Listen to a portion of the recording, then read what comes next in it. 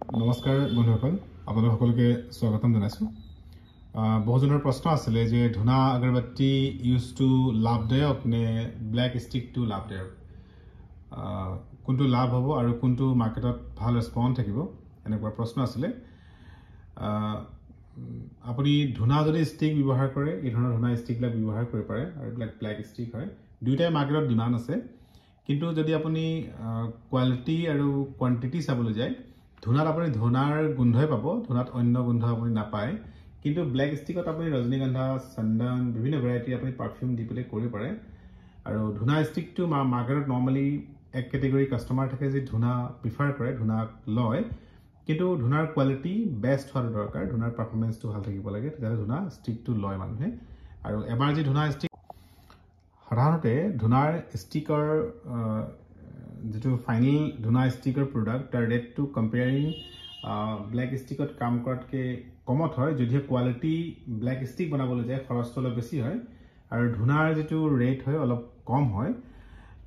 তো আপুনি ধুনাটো সেইকাৰণে বহুতে প্ৰিফাৰ কৰে। কিন্তু ধুনাৰ মাৰ্কেটিংটো জানিব লাগিব, ধুনা কেনেকৈ মাৰ্কেটিং কৰে।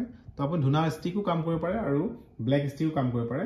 পৰাপক্ষত দুইটা ষ্টিককে আপুনি কাম কৰিব, ধুনাও অলপ কাম কৰিব আৰু ব্লেক ষ্টিকো কাম কৰিব। ধুনাৰ যিহেতু এক কেটেগৰী ভাল, যিসকল কাষ্টমাৰে ধুনা ভাল পায় তেওঁলোকে বাৰে বাৰে আপোনাৰ পৰা ল'ব, যিহেতু মাৰ্কেটত প্ৰডাক্টটো এভেইলেবল নাথাকে, গতিকে আপুনি ধুনা ইউজ কৰিব পাৰিব আৰু তেওঁলোকে আপোনাৰ পাৰ্মানেণ্ট কাষ্টমাৰ বনি যাব। ব্লেক ষ্টিকটো যিহেতু মাৰ্কেটত এভেইলেবল হয়, গতিকে আপোনাৰ পৰা নলৈ বেলেগ বাৰু ল'ব পাৰে। আৰু ব্লেক ষ্টিকত বহুকেইটা ভেৰাইটি আপুনি ইউজ কৰিব লগা হয়, কিন্তু ধুনা আপুনি নৰ্মেলি ধুনাই হয়। আৰু যি ধুনা ভাল পাইছে তেওঁ আপোনাৰ পৰা তেনেকুৱা ধৰণৰ ষ্টিকেই ল'ব। গতিকে ধুনা ষ্টিকো আপুনি কাম কৰক, লগতে আপুনি ব্লেক ষ্টিকো কাম কৰক, আধা ইয়াৰ কৰক আধা তাৰ কৰক, মিক্স কৰি পেলাই কাম কৰক। আৰু যদি আপোনাৰ কনফিডেণ্ট ধুনাৰ ওপৰত আহি যায়, তো ধুনা কমপ্লিটলি কাম কৰক, যথেষ্ট লাভ দেখা যায়। আৰু মাৰ্কেটত যিহেতু ব্লেক ষ্টিকটো আপুনি অকেজন ৱাইজ কৰিব লগাই হয়, পূজাবিলাকত বা বিভিন্ন অকেজনবিলাকত ব্লেক ষ্টিক দিব লগা হয়, বা কম কষ্টিঙত বনাবৰ কাৰণেও ব্লেক ষ্টিক লাগে, গতিকে আপুনি ব্লেক ষ্টিকো কৰি থাকিব লাগে। আৰু পৰাপক্ষত যদি আপুনি ভাবে যে অৰ্গেনিক ষ্টিক মেকিং কৰোঁ, তো অৰ্গেনিক ষ্টিক মেকিং কৰি আপুনি কৰিব পাৰে। অৰ্গেনিক ষ্টিক মেকিং কৰিবৰ কাৰণে আমি বিভিন্ন সময়ত ৱৰ্কশ্বপ অৰ্গেনাইজ কৰোঁ, সেই ৱৰ্কশ্বপবিলাকত আপোনাৰ আহিব পাৰে। আমি লগতে কেনেকৈ পাৰফিউমিং কৰে ব্লেক ষ্টিকত, কেনেকৈ চেণ্ট কৰিব লাগে, কেনেকৈ পেকেজিং কৰিব লাগে, মাৰ্কেটিং কেনেকৈ কৰিব লাগে, বা এটা ব্যৱসায় চলাবৰ কাৰণে যিখিনি ডকুমেণ্টেশ্যনৰ পাৰ্ট থাকে, প্ৰডাক্ট মেনুফেকচাৰিঙৰ পাৰ্ট থাকে, প্লাছ ধৰি লওক ইয়াৰ মাৰ্কেটিং প্লানটো কেনেকুৱা হয়, গোটেইখিনি আমি আলোচনা কৰোঁ। তো আপুনি আহিব, আমাৰ ৱৰ্কশ্বপবিলাকত জইন কৰিব।